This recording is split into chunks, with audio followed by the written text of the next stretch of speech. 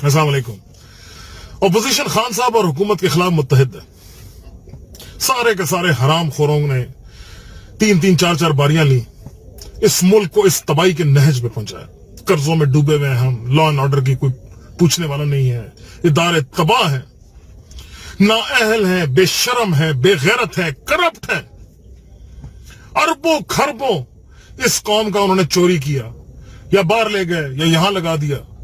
ठीक है, अवाम तबाह हो रही है, लेकिन प्रोपेगेंडा की इनकी मशीनें इतनी एक्टिव हैं, इतनी इफेक्टिव हैं कि अवाम के अंदर ये तासुर पैदा करने में मैं तो समझता हूं किसी हद तक कामयाब हो गए कि असल में नाअहल तो ये नहीं है, नाअहल तो हमारी हुकूमत है।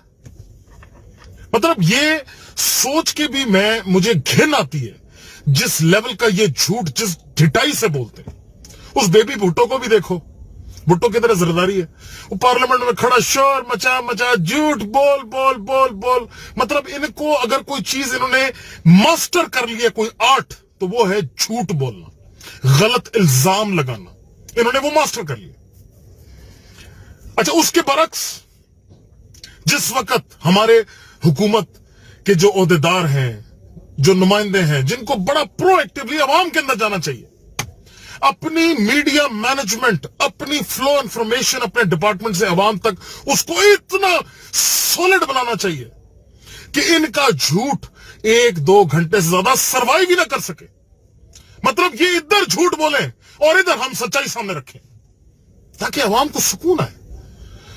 अवाम जो हमारे इदारे हैं, जो हमारे मिनिस्टर्स हैं, हमारे जो ओहदे जिन्होंने हुकूमत में संभाले में, मतलब वो अवाम को बताना भी उनके लिए शर्म की बात है कि वो कर क्या रहे हैं। भाई अवाम परेशान है, सख्त फैसले खान ने लिए हैं, उसकी मजबूरी थी क्योंकि हालात इतने खराब थे। लेकिन अवाम को समझाना, उनको तसल्ली देना हमारा फर्ज नहीं बनता क्या? एक्टिविस्ट तो अपनी तरफ से ट्राई कर रहे हैं इनके झूठ को बेनकाब करने की, लेकिन क्या ऑफिशियल्स की तरफ से कोई जवाब नहीं आना चाहिए? क्यों हम जो है मुंह में चने लेके बैठे हैं?